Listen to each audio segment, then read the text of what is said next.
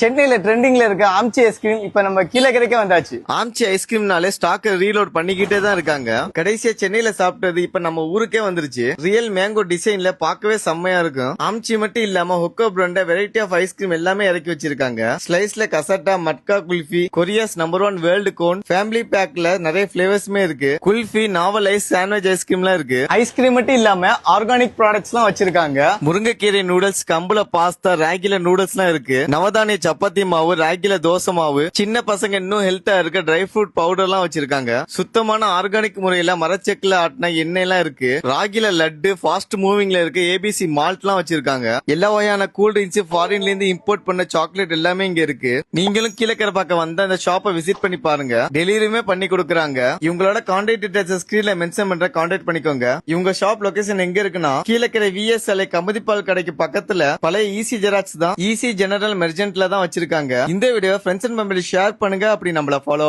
பண்ணுங்க.